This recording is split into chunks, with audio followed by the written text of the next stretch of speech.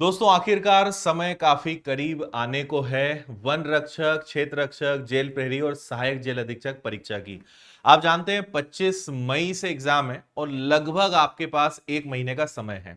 इस एक महीने को अगर सही से प्लान कर लिया, सही तरीका पढ़ाई का बना लिया तो गेम पूरा पलट सकता है। आप काफी बेहतर मार्क्स एग्जाम में ला सकते हो। लेकिन किन बातों का ध्यान रखना है, क्या करना है, क्या गलतियां नहीं करनी है, इन सब पर हम बात करेंगे। और बहुत सारे बच्चे पढ़ते तो हैं लेकिन उन्हें प्रैक्टिस का या तो रोल नहीं पता कि प्रैक्टिस कितनी इंपॉर्टेंट है, या फिर प्रैक्टिस करने का तरीका ही नहीं पता। आज की इस वीडियो में आपको हर एक चीज बहुत बारीकी से बताने वाला हूं। अगर आपने वीडियो पूरा देखा बहुत ज्यादा फायदा आपको पढ़ाई में मिलेगा। तो आइए समझते हैं। आप जानते हैं 25 तारीख से आपकी एग्जाम है। 100 नंबर का आपका पेपर रहेगा, 2 घंटे का समय आपके पास रहने वाला है और 5 सेक्शंस आपके पास हैं।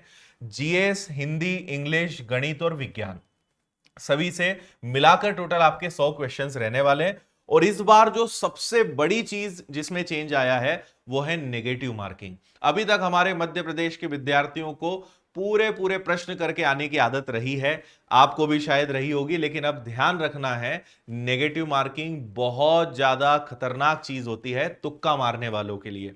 इसीलिए आज से या इसके पहले से जब भी टेस्ट लगा रहे हो या अब आगे आप टेस्ट लगाओ, हमेशा इस बात का ध्यान रखो कि नेगेटिव मार्किंग है, एग्जाम में होगी। उस हिसाब से ही टेस्ट लगाने हैं, उस हिसाब से ही प्रैक्टिस करनी है, तुक्का नहीं मारना है। अब जब आपसे कोई क्वेश्चन ना बने या आप थोड़े से कंफ्यूज हैं या फिर आपको रिस्क लेनी है, उसके बारे में थोड़ी सी चीजें मैं आपको समझा देता हूं, ध्यान से मेरी बात समझना। मैं आपको यह भी कहूंगा कि ठीक है, अगर कहीं पे आपको तुक्का मारने की जरूरत है तो कहां मारना है वो बता देता हूं। पहली चीज दिमाग से निकाल दो कि पूरे 100 क्वेश्चंस करके आना है, गलत। देखो, आप जब एग्जाम दोगे तो सबसे पहली आपकी जो प्रोसेस होनी चाहिए वो ये कि क्वेश्चन नंबर 1 से क्वेश्चन नंबर 100 तक पहुंचो और जिसके बारे में आप 100% श्योर हैं, आपको लगता है कि हाँ इसका आंसर तो कंफर्म है, पहले वो लगाओ। वहां भी कोई तुक्का नहीं मारना, कोई गेम नहीं खेलना है, पहले जो आता है, जो अच्छे से कर सकते हो वो करो। अब इसके बाद कुछ सवाल आपके ऐसे होंगे जो 50-50% पर होंगे। आपको लगेगा कि यार याद तो आ रहा है या पढ़ा हुआ तो लग रहा है या इन दो ऑप्शंस में कंफ्यूज है, तो वहां पे आप थोड़ी कैलकुलेटेड रिस्क ले सकते हो तुक्का मारने की। ठीक है, और इनकी संख्या भी बहुत ज्यादा नहीं होनी चाहिए। और वहीं जहां आपको लगता है कि हाँ यहां रिस्क ली जा सकती है। और तीसरे वो होते हैं जो पता ही नहीं है, एकदम से पहली बार ही पढ़ा कि अच्छा ये भी हमारे सिलेबस में था क्या, ये भी हमारे सब्जेक्ट में था क्या। इन पे तुक्का नहीं मारना है। जिनके बारे में कुछ पता ही नहीं, जिसके बारे में पढ़ा ही नहीं, वहां तुक्का नहीं मारना है। समझ गए होंगे आप। जो अच्छे से पता है पहले वो। अब मान लीजिए अगर मैं आपकी जगह एग्जाम देने जाता, मैं क्या करता कि अगर मेरे पास 120 मिनट का समय है तो मैं इसको एटलीस्ट 100 और 20 में बांटता। मैं पहले 100 मिनट में वो सब कर लेता जिसके बारे में मैं 100% श्योर हूं, और अगले 20 मिनट में मैं उन सवालों पे काम करता जिनको मैंने स्किप किया, जहां पे मैं 50-50 हूं या जो थोड़े से कैलकुलेटेड है, जहां कैलकुलेशन की जरूरत है। तो अगर आप इस तरीके से समय को बांट लोगे तो आपको बहुत हेल्प मिलेगी। अब ये काम एग्जाम में नहीं करना है, ये काम आज से ही करना है। जब भी टेस्ट लगाओ आप इस स्ट्रेटेजी को आज से फॉलो करना चालू करो। समय आपके लिए अलग भी हो सकता है, कोई 105 और 15 में बांट सकता है, कोई 110 और 10 में बांट सकता है, कोई 90 और 30 में बांट सकता है, वो आपकी चॉइस है। आप देखो कि आपको 100 क्वेश्चंस कॉन्फिडेंटली करने में, जो बन रहे हैं वो करने में कितना समय चाहिए।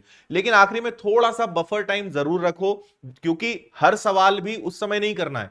बहुत सारे सवालों को मैं स्पीड ब्रेकर कहता हूं कि जो बीच में आते हैं आपका समय खराब करने के लिए, आपको डिस्टर्ब करने के लिए। तो वो समझ हमें होनी चाहिए कि यार ये सवाल परेशान कर देगा, इसमें टाइम लग जाएगा, बन रहा है लेकिन टाइम लगेगा, उसको बाद में करेंगे। फिर जहां पे कि यार बन भी सकता है, तुक्का भी मारने का मन कर रहा है, पढ़ा हुआ भी है, उसको भी बाद में। तो ये 20 मिनट उस समय पर काम आते हैं। तो आप ऐसा थोड़ा सा अपना क्लासिफिकेशन कर सकते हो। लेकिन नेगेटिव मार्किंग को सीरियस लेना भाई, ऐसे नहीं कि कई लोग का ये गणित होता है, वो सोचते हैं कि ठीक है लगा दो, 10 लगाएंगे उसमें से 4 तो सही होंगे। ये बहुत कम काम करता है। इसलिए जो आता है वही, जहां 50-50 का मन है भाई, बाकी बेवजह तुक्का नहीं मारना है। और इसकी प्रैक्टिस हमेशा टेस्ट लगाते हो वहीं से शुरुआत इसकी करो। ठीक है, अब मैं आपको जल्दी से इंपॉर्टेंट टॉपिक्स दिखा रहा हूं। इंपॉर्टेंट टॉपिक का मतलब मैं फिर समझा देता हूं कि इंपॉर्टेंट टॉपिक का मतलब है कि टॉपिक्स तो बहुत सारे होते हैं, लेकिन उनमें से कुछ ऐसे टॉपिक्स जिससे प्रश्न अक्सर ज्यादा बनते हैं, आते ही आते हैं, और इनके क्वेश्चंस आप समझो कि हर एक को करते बनना ही चाहिए। ये वो टॉपिक्स हैं। तो आप इन टॉपिक्स को पढ़ लो, स्क्रीनशॉट ले लो, इन पर अच्छी मेहनत करके जाना भाई। इसी के बाद एमपी जीके, जीके जीएस की मैं बात करूं तो ये कुछ इंपॉर्टेंट टॉपिक्स आपको दिख रहे हैं। साइंस में बायोलॉजी, एनवायरनमेंट, फिजिक्स, केमिस्ट्री में ये टॉपिक्स पे थोड़ा ज्यादा मेहनत करके जाना। इन पे बाकी पढ़ना सब है, मैं फिर कह रहा हूं सिलेबस तो पूरा पढ़ना है, लेकिन फिर भी थोड़ा ज्यादा देखकर जाने की जरूरत है, तो इन टॉपिक्स पे जा सकते हो। हिंदी में क्या क्या पढ़ना है वो आपको यहां पे दिख रहा है, इंग्लिश में क्या पढ़ना है वो आपको यहां पे दिख रहा है, ठीक है। अब मैथ्स की, जीके जीएस की थोड़ी सी बात कर लेते हैं। देखो ओवरऑल मैंने बहुत सारे पॉइंट्स यहां पे लिखे हैं। आपको मैं हमेशा कहता हूं कि मेरा जो तरीका रहा है सबको गाइड करने का वो होता है एल, आर और पी। एल का मतलब होता है लर्न, आर का मतलब होता है रिवीजन, पी का मतलब होता है प्रैक्टिस। आप ये समझो कि आपके पास 8-10 दिन और है, उसके बाद फिर पढ़ने का काम, लर्निंग का काम आपको छोड़ देना है। उसके बाद दो ही काम बचेंगे, रिवीजन और प्रैक्टिस। हर विषय के लिए मैं बात कर रहा हूं, क्योंकि 8-10 दिन के बाद मतलब आखिरी के 20 दिन नया पढ़ने से बचना है। अभी और पढ़ लो, एक हफ्ते 10 दिन और पढ़ लो, उसके बाद नया पढ़ना छोड़ देना। जो पढ़ा है उसका रिवीजन करने पे काम चालू कर देना, वो सक्सेस दिलाएगा। कई बच्चों की आदत होती है पढ़े जा रहे हैं पढ़े जा रहे हैं, ना रिवीजन का कोई ठिकाना, ना प्रैक्टिस करने का समय, क्योंकि सिलेबस बहुत सारा बचा हुआ है। अब आप इस बात को समझो कि पढ़ते जा रहे हो, लेकिन क्या वो याद भी हो रहा है? क्या उससे प्रश्न बनेगा तो बन जाएगा? क्योंकि आपने तो उसको कभी पलटा के नहीं देखा। और जो चीज एक बार पढ़ी और आपने अगर उसको महीनों तक नहीं देखी, तो भले वो कितनी अच्छी समझ में आ जाए, कितने अच्छे से दिमाग में बैठ जाए, वो याद नहीं आता है समय आने पर। इसीलिए लर्न के बाद, पढ़ने के बाद रिवीजन की और प्रैक्टिस की बहुत ज्यादा जरूरत होती है, तब जाके चीजें दिमाग में सही से सेट होती हैं। अब अलग अलग विषयों के रिवीजन और प्रैक्टिस करने के कई तरीके हो सकते हैं, जो मैं आपको यहां पे बता रहा हूं, अच्छे से समझ लेना। पहला तो भाई हर विषय के लिए सबसे ज्यादा जरूरी है प्रीवियस ईयर्स के क्वेश्चंस। वो आप लगाओ, पैटर्न पकड़ में आएगा, एग्जामिनर का माइंडसेट समझ में आएगा कि वो क्या सोचता है, कैसे क्वेश्चंस करता है, तो प्रीवियस ईयर्स के क्वेश्चंस लगाओ। फिर कम से कम 100 एमसीक्यूज की प्रैक्टिस करो, ना 100 कर सको 80 कर लो, लेकिन डेली मैथ्स के क्वेश्चंस लगाना चालू करो भाई। फॉर्मूला उनका रिवीजन करो। आपके पास विनर्स की फॉर्मूला बुक होनी ही चाहिए, ब्रह्मास्त्र, और एक हमारी कैलकुलेशन प्रो बुक होनी चाहिए, और एक मैथ्स प्रो बुक होनी चाहिए। ये 2-3 किताब अगर आपके पास है तो बहुत आसान होता है रिवीजन करना, कंसेप्ट्स को याद रखना, ट्रिक्स को याद रखना, है ना। तो फॉर्मूला बुक से, या आपने खुद ने भी नोट्स बनाए होंगे, आपने खुद ने फॉर्मूला बनाए होंगे, उन सबको रिवीजन कर लो, है ना। फिर आपको 2 मैथ्स के फुल मॉक टेस्ट भी आप लगा सकते हो, पर्टिकुलर सब्जेक्ट के आप टेस्ट लगा सकते हो, जिसको हम सेक्शनल टेस्ट कहते हैं। फिर एमपी करंट अफेयर्स है, तो वो लास्ट 6 महीने का आप पढ़ के जाओ। वैसे तो 6 महीने हम कम से कम बता रहे हैं, 8 से 10 महीने तक का भी वो हो सकता है, तो उसका भी आप ध्यान रख सकते हो, ठीक है। इसके बाद अगर बात करें तो एमपी की जो गवर्नमेंट स्कीम्स है वो आपको पढ़ना है। फिर जीके में रोज आपका टारगेट होना चाहिए कि यार 100 क्वेश्चन तो जीके जीएस में प्रैक्टिस रोज करनी है। शॉर्ट नोट्स का रिवीजन करना है, जीके के मॉक टेस्ट लगा सकते हो, स्टैटिक जीके करंट अफेयर्स के मिक्स क्वेश्चंस लगा सकते हो, हिस्ट्री ज्योग्राफी करंट अफेयर्स, इन सब के क्वेश्चंस की आप प्रैक्टिस कर सकते हो। जो आपने डायग्राम बनाए, कॉन्सेप्ट्स बनाए, जो आपने खुद के अपने नोट्स बनाए हैं, लॉन्ग नोट्स, शॉर्ट नोट्स, उनसे आप प्रैक्टिस कर सकते हो, तो ये चीज आप करोगे। ऐसे हिंदी इंग्लिश में भी सेम आपके रूल्स काम करेंगे। साइंस में बहुत सारी चीजें जो आपकी काम करेगी, जो आप सब यहाँ पे देख पा रहे हो। तो अगर आप इन चीजों का ध्यान रखोगे तो आपके लिए बहुत ज्यादा आसान हो जाएगा सभी चीजों को रिवाइज करना। जैसे मैं आपको बता रहा था, ये हमारी मैथ्स प्रो बुक है, ये आपके पास होनी ही चाहिए। ऐसी हमारी फॉर्मूला बुक है, कैलकुलेशन बुक है, बहुत हेल्प करेगी आपको सारी चीजों को समझने में। और अगर मैथ्स से डर लगता है आपको, मतलब आपने अभी तक खजाना लूटा ही नहीं है, इसके अंदर इतनी शानदार चीजें हैं कि आपको मजा ही आ जाएगा। और अगर आप विनर्स के विद्यार्थी हैं तो फिर मैथ्स से तो आप डरोगे नहीं, पूरे पूरे नंबर ही लेकर आओगे। अब प्रैक्टिस को बहुत अच्छे से समझ लो भाई। एक तो आपको मॉक टेस्ट लगाना है। आपको मैं सिंपल बता रहा हूं, आपके पास 30 दिन है, अगले 15 दिन कम से कम एक मॉक डेली, और आखिरी के 15 दिन 2 मॉक आपको डेली लगाना है, मतलब लगाना है ना। 30 दिनों का बता रहा हूं। और जब आप मॉक लगाओगे उसका एनालिसिस बहुत प्यारे तरीके से करना है। एनालिसिस का मतलब कि जो नहीं बना, जो गलतियां हुई, उससे सीखो, उससे समझो कि कहां पे रिवीजन करना है, कहां पर हमें वापस और ज्यादा डिटेल में पढ़ने की जरूरत है, कहां ऐसा था कि बहुत कॉन्फिडेंस था कि ये तो बन ही जाएगा पर गलती हो गई। तो एनालिसिस बहुत अच्छे से करो। अगर टेस्ट लगा नहीं रहे हो तो आप बहुत भयंकर वाली गलती कर रहे हो, और टेस्ट लगाने के बाद एनालिसिस नहीं कर रहे हो तो टेस्ट नहीं भी लगाते तब भी चल जाता। यानी टेस्ट लगाना भी बहुत जरूरी है और उसका एनालिसिस करना भी बहुत जरूरी है, तब मार्क्स बढ़ेंगे। अगली आपकी समस्या हो सकती है कि सर मार्क्स कम आ रहे हैं, वो सबके कम आते हैं। आप तो टेस्ट लगाते रहो, अच्छे से एनालिसिस करते रहो, मार्क्स की चिंता मत करो। शुरुआत के 2, 4, 8, 10 टेस्ट के बाद आपके मार्क्स बहुत अच्छे आएंगे।